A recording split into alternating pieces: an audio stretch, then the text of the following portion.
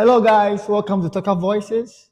Here we talk about how to migrate legally to USA, Europe, Canada to make your dream of studying abroad a reality. That's my job here. So I have one job to help you go through this application process seamlessly. So the first video, I broke it down to the core features you need, the fundamentals like your passport, your statement of purpose, and even having a why to apply, because this journey is a bit uncertain. You get heartbreaks. So that was just to give you that particular mindset that this is what is up there for you or in store for you once you try to embark on this journey. But today, I'm just going to go a bit deeper.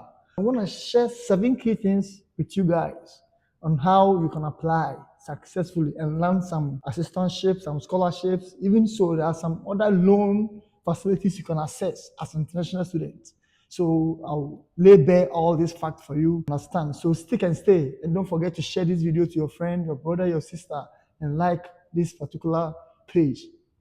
So it is no coincidence that people get scholarship. You need to do the right thing, because I've seen people with lower GPAs getting fully funded scholarships and people with higher GPAs being refused just admission. So the question is why? The gap there is information. If it must be done, it must be done right. So before we delve into it, as I mentor students across Africa to study and live in the USA or Canada or abroad, I've seen people succeeding, others not succeeding. So I know the difference of what I'm talking about. I know the mindset of people who succeed and the mindset of people who don't succeed. Right before I came to shoot this video, there was this guy on my page, and he just shared a story with me that one guy got denied today at Accra Embassy with a fully funded scholarship because he told the friend to come to my page or join and do some mock session prep. And the guy said, "Oh, I'm fully funded." Yes, you're fully funded, but it's not only about funding. For like US interview, yes, you're funding, but there are some aspects. Why do you want to do this program? Why did you choose to study in the US? Or why do you want to do your master's at this moment? All these questions come to bear, and you need to prove that indeed you're a bona fide student. So he got denied, and the guy was just telling me now. So information is key in this journey. So the 7 key things I'd like to start off by master your mindset. What do you mean by master your mindset? I'm trying to say that this journey is not for the weak. You get out of setback, heartbreaks, denials. But hey, anything that is worth is also worth the setbacks. So if you can't handle pressure or rejection or delay, then please don't even start. Because even after getting the visa and coming here, there's so many layers, depression, cultural shock. So this journey has it all. So at the end of the day, if you're able to go through this journey, that is when you can confidently say, I came, I saw, and I conquered. So master your mindset. When I went for the interview in the African embassy, there were like 4 guys in front of me, and they all got denied. I was like, this is crazy. But one thing I knew for sure is that having confidence and believing in yourself, that we are all different as a fingerprint. So if candidate A was denied, I am different. I am a Pambo. I woke up when it was my time for the interview. I woke up to the viewer, and he saw me, he started smiling. I never knew why. I was freaking out because 4 people denied. I could be the 5th person. But my mentality was that I'm going to get a visa, irrespective of what, because I believe in myself, I believe in my story, I believe in my abilities. And I got a visa. Have that intrinsic belief, and it's going to help you. And at this point, you should be ready to leave your comfort zone. What do you mean by that? You should stay late, join mock sessions, watch videos like this to prepare yourself. Join network community. I have a WhatsApp page, I have Telegram pages. Join them, connect, ask questions, because whatever you're asking, somebody has already done it. People are always willing to help, like I'm doing this video now. So ask relevant questions. You should sleep late at night, research about the schools, reach out to professors. You should be able to leave your comfort zone. There was this visa officer in Accra, the board man, most destinies, quote unquote, were destroyed by him, because for him, if you go there and you joke, he'll deny you. But let me tell you, he wasn't an enemy. It's about your preparation. Prepare enough. And preparation starts from day 1. The day you decide to apply for school, that's when your preparation starts. Because if you apply and you get funding, you are like 90% through the journey. It helps a lot. Okay. Now, the number 2 is gather your core documents early. Don't wait, right? Apply for your transcript, your English proficiency letters. Apply for them. Get your certificates, your CV. Work on them. Get people to review them for you. Talk to professors. I mean, they can do recommendation for you.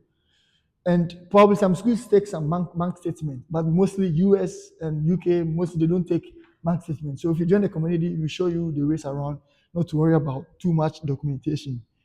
So this documentation will help you set the path for you, which is really good. The next point I'll talk about is building a digital folder. What do you mean by building a digital folder? Be organized. So either you use Google Drive or Dropbox. So you name it my application 2025 or my application 2026. You have your CV in there. You have your passport. You have your degree, your transcript. You have your personal statement crafted. I mean, depending on the program you're applying, you can create a generic one and then you just tilt it or make it suit the program. That's also, and then you can get letter of recommendation from the professors. But now most schools or applications require you to fill the application, and they will send the message to the professors to recommend you. So that is that. So build that folder, make yourself organized in that aspect. And then there's what we call student brand. What do you mean by saying student brand? I got on LinkedIn like 2017. That was when I got introduced to LinkedIn. It's a good resource. So if you are serious in life and you want to build something professionally for yourself, you should be on LinkedIn. I see people and I ask them, do you have a LinkedIn account? And they said no. I was like, create one, put your profile picture there. Just engage, because now the world is like digital economy. Everything is on the social media, so we need to use it, maximize it. So if you're not on LinkedIn, create a LinkedIn account and start posting about your job, your experiences, share with the community in the world. Let people see you. That is your brand. Because most companies, if they don't employ you in schools, they give you funding, they go to some of these pages. And your social media, you should be mindful of the things you post. Oh, I'm at the dinner, sipping my wine. It's good to sip your wine, but professionally, you should be able to dissociate your social life and your social media life. I don't know whether you get what I'm saying. It's really very important. The next point I'll talk about, the 5th point, is joining the right communities, as I've already shared. My community is buzzing. I've helped over 1,000 students across Africa, not only Ghanaians, Nigerians, all across the globe, even Indians. Some reach out to me. But I say that every application is country specific. So if I'm in Nigeria, the things I would need to succeed is a bit different from what I would need in Ghana to succeed, though they all play to the same fundamentals. But for, like, let's say, American visa interview, location is important. If I take a loan in Ghana, as opposed to someone taking a loan in India, it's a bit different. Because in Ghana, it's like a cash-based system. We don't use loans that much, but India loan is part of their staff, how they do their things there. So you need to understand all these dynamics. That is why it's important for you to join a nice community and put yourself there and learn. Learn. Because the day you stop learning is the day you start dying. So it's very important. Join the right community. Number 6 is practice application writing now. People have the urge to procrastinate. Oh, I'll apply tomorrow. Oh, I'll apply the next day. Start it now. There's always said that the best time to plant the tree was yesterday, but the next best time is now. Even if you are planning to apply 2026, because now 2025 is a bit late for the visa application and stuff. So if you want to apply for 2026 intake, whether even spring or fall, mostly there's more scholarship in fall semester. You got to start now. You got to prepare now. And then there are some schools, they do what they call open sessions. They come out, they discuss their programs, and then they give waiver codes. So they don't even need to pay application fees. This is really important. So line up some schools you want to study, go on their website and sign up for their open sessions, join these open sessions, and get the application refer codes and use them. You don't need to even pay for applications if you know the right thing. It's very important to prepare now. And number 7, I'll talk about finding your unique story.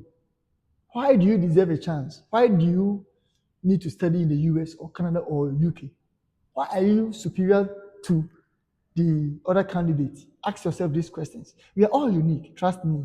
And I bet you might never know how amazing you are unless you leave your comfortable zone. So, in your statement of purpose, building your story and those things, let it flow. The challenges that you've overcome, put them in a story. The challenges you face in life. I know everyone has faced challenges. So, it's very important for you to find that unique story of yours.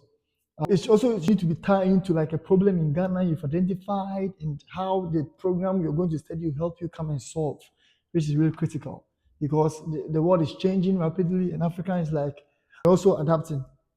The industrial revolution came, industry 1.0, we missed it, 2.0, we missed it, 3.0, we missed it, 4.0, we missed it.